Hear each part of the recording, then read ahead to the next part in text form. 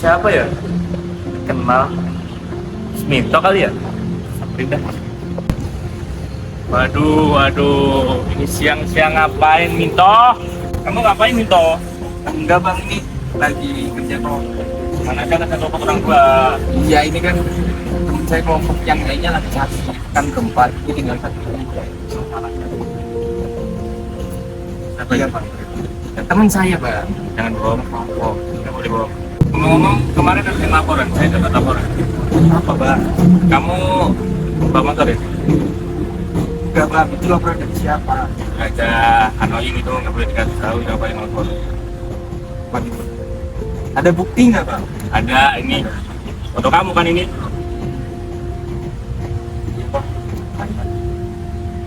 Udah berdua sama cewek kampus bawa motor lagi. Udah balik sana, kamu nanti saya proses. Ntar saya mau selesai. Nggak balik balik. Kamu sini aja. Kamu tadi pacaran sama si Pinto ya? Enggak berlaku. Dan bohong. Enggak, itu teman doang. Alah, bohong kamu. Kamu dari makan mana? Udah bilang siapa? Ntar aku bilangin sama teman kamu. Udah. Aduh, dilaporin. Assalamualaikum. Ini dengan Naswa. Ya tadi ada jaminan pacaran di depan rektor. Gak berikut sama saya. Ini nak gimana? Dilaporin apa gimana? Ya, itu aja. Assalamualaikum. Wah, nggak beres ini. Susanti harus ditindak. Oke, kalian tahu kan kenapa kalian diperlukan di rumah ini? Ada apa ya? Gak suka kalian tahu panggilan. Kemarin sudah saya ada bersama. Aduh, kemarin kamu cuma Kalian sih dengan melanggar dengan pemotor sama pacaran. Oh, oke, ini ada surat cinta dari Idera.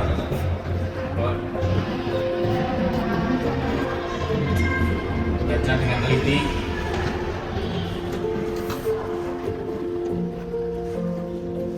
bang. Gimana bang? Ini pelanggaran saya ada 3 bang ya. Ada bawa sepeda motor, bocengan sama berpacaran. Tapi nggak berpacaran. Mereka orang udah pacaran begini.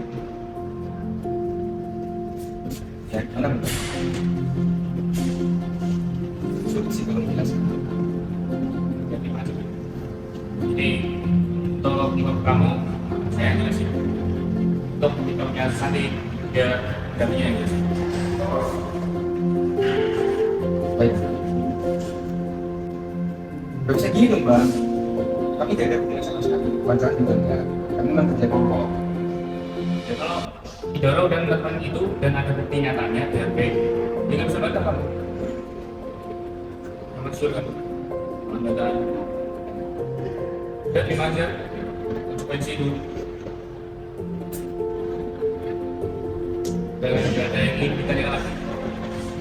Kalau saya akan mungkin Susanti. Nanti biar ngomongin sama teman kita sendiri. Baik. Kalau ada kepentingan lain,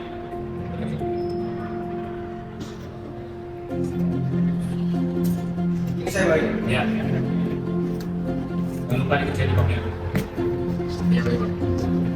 Jadi tadi kan kamu udah dapat surat peringatan. Jadi nanti saya akan ngasih ikop kamu. Nah, untuk ikopnya itu kamu membaca Al-Quran selama 30 hari di depan masuk situ. Terus ikopnya tanda tangan seluruh muslimah di makam itu. Itu untuk harinya nggak bisa dikurangin, nggak bisa. Sesuai konsekuensi yang telah kamu buat. Ya, silakan untuk menjalankan ikop. Nanti bisa laporan ke saya lagi.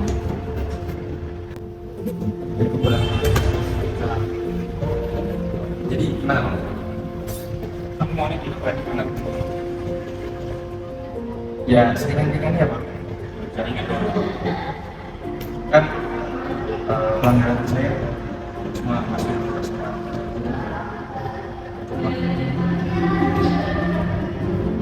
Dan Kalau itu aja tulis Yasin 1 kali. Aduh, 100 kali bang. Iya dong. Udah 3 pelanggaran. Gak bisa Kalau satu masih bisa ditoleransi, dua mungkin bisa nego lah. Gak bisa dikurangi bang. Nggak bisa. 30 kali. Mau bukan ya? Wah, jangan. Udah, sudah 11 kali. Tapi waktu tenggat waktunya Eh, 2 bulan bang ya?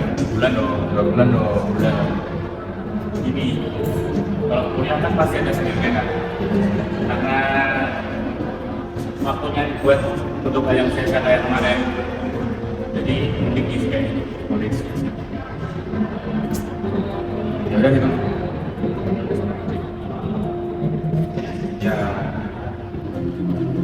Hari Sampai sekarang kita lagi mana sawawan lagi pada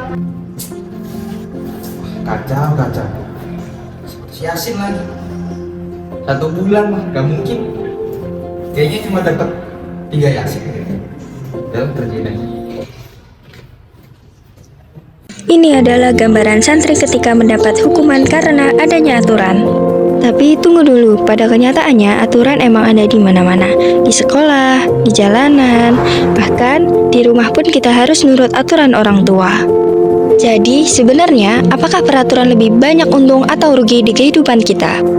Dan apa jadinya jika hidup ini nggak ada aturan? Tanpa aturan mungkin orang akan bebas ngelakuin hal apa saja dan gak takut dilaporin. Anak-anak di bawah umur bisa masuk ke disko, atau koruptor lolos tanpa dihukum. Bahkan orang bisa bebas bunuh orang yang kita benci. Tapi kita harus sadari juga jika wujud aturan itu nggak cuma hukum tertulis saja. Ternyata ada yang tidak tertulis, kayak norma masyarakat. Sederhananya adalah peraturan dalam game. Bahkan badan kita juga bekerja dengan mengikuti aturan-aturan biologis yang ketat. Dalam sehari-hari juga kita berbicara pakai aturan berbahasa biar nggak update status nggak jelas kayak gini. Dan ya, ternyata kalau kita lihat di sekeliling kita selalu ada aturan yang mengikuti di tiap sudut kehidupan. Tapi kenapa? Apakah dunia yang tanpa peraturan itu mustahil ada? Oke, mari sama-sama dorong balik jarum jam karena dunia minim aturan adanya di zaman purba doang. Nggak usah hukum, aturan berbahasa pun belum ada, cuma hukum alam aja yang berlaku. Tapi ternyata aturan itu kebentuk secara natural biar spesies kita bisa saling bersekutu dan bertahan hidup. Contohnya lihat aja singa atau semut yang punya aturan sendiri dan tiap individunya jadi bisa kayak kerjasama. Manusia pun juga sama, dulu kita ngegengnya cuma sama beberapa puluh orang. Hukum sosial pun muncul dengan sendirinya dari masyarakat dan jadi faktor yang bikin kita bisa berhimpun dalam ribuan, bahkan jutaan, dan ngebangun peradaban. Oke, begitulah zaman dulu. Tapi kalau sekarang, bisakah kita hidup kembali tanpa hukum? Misalnya gimana kalau nggak ada yang namanya pemerintah? Fakta mengejutkannya, ada juga negara-negara yang sempat nggak punya pemerintahan. Contohnya Belgia, Spanyol, dan Irlandia Utara yang jalan berbulan-bulan bahkan tahun tanpa ada pemerintah resminya. Dan yang lebih serem, ada Somalia yang penuh pertumpahan darah dari meletusnya perang saudara. Selama belasan tahun Somalia nggak punya pemerintahan aktif yang bisa ngelindungin rakyatnya. Jadi ya, ibarat paradoks, tanpa peraturan justru nggak ada kebebasan.